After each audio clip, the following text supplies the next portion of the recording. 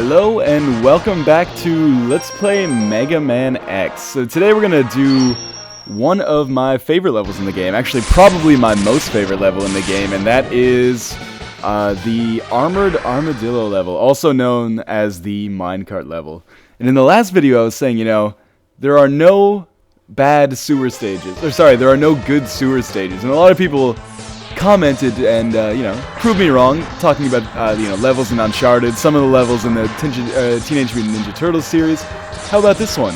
There are no bad minecart levels. I know of one exception, that's the new Sonic game that came out that forces you to do, like, minecarts in zero-G and changing gravity environments, but, I feel like that should just fall under the new Sonic corollary or new Sonic exception, where if a new Sonic game does it, you can't count it as bad because it's a given already. It's a foregone conclusion. I mean, think about it. This one in Mega Man X, Donkey Kong Country, minecarts are always gold, straight up gold. Speaking of which, I've been meaning to check out the new Donkey Kong Country. I would almost guarantee that there are minecart levels in that, and that is enough to justify a purchase for me.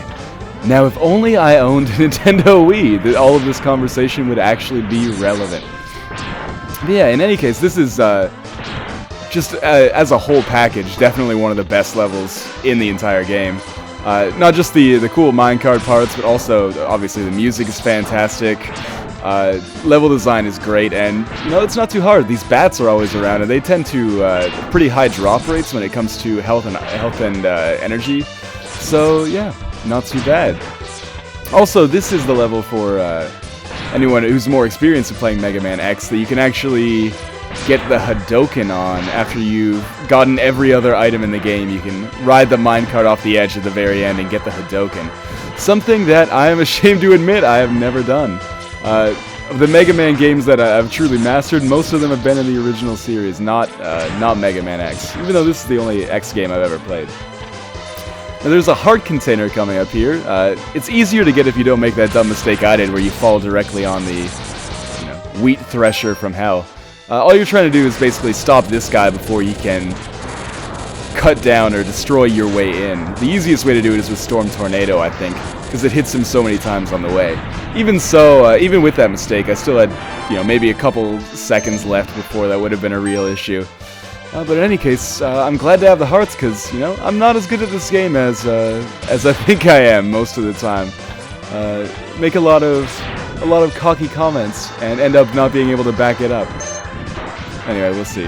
I'm referring mostly to that Spark Mandrill video where I very nearly died, even though he's probably the easiest boss in the game to fight once you have Chill Penguin's weapon. So yeah, this is where you'd get the Hadoken. You just climb up that wall after you've gotten all the items, but since I have not gotten all the items, I will just skip it, actually. So now we're going to move on to the boss, Armored Armadillo, and you want to use Electric Spark from Spark Mandrill on him to first take off his armor, and what that does is, well, I will just explain it when it happens. Okay, he's got this armor on him right now. You can only hurt him when he stops moving, but once you shock him, he loses the armor. And now you can, I guess, change back to your X-Buster, but you can hit him while he's doing this bouncing off the walls shebang. There's probably a faster way to beat him, viewer beware at this point. There's still a couple minutes left of me just basically fruitlessly thrashing away on him when I probably could have taken him down a lot easier. But in any case, this is how I do it. This is the authentic Northern Lion Armored Armadillo experience. He's one of the more, I guess, novel bosses in Mega Man X when it comes to boss patterns. I mean, he doesn't just, like, run at you or shoot thunderbolts at you or throw boomerangs at you like some of the other ones, and I'm actually thinking more of the NES early Mega Man games at this point, but you see what I mean. In this game, they really stepped up what they did with their boss programming. Even someone like Chill Penguin is a huge step up in AI when you compare him to, Cutman from Mega Man 1, or Cutman from Mega Man Dr. Wily's Revenge on the Game Boy as well, if you saw that Let's Play. So this is a huge leap forward, not only graphically, which obviously it was, but also in terms of the level of complexity that they were able to program into the enemies. Just another reason why it's I was almost about to call it an underrated game, but no, it's definitely well regarded. But another reason why it's such a classic in the NES library, and rightfully regarded as such. So Armored Armadillo, not too tough once you get rid of his armored shell. If you leave his shell on, still not hard, but it's going to take you a little bit longer because you're not going to have as many opportunities to hit him. But I'm sure most of you watching already know this, judging by the number of people in the comments telling me secret things that I should be watching out for.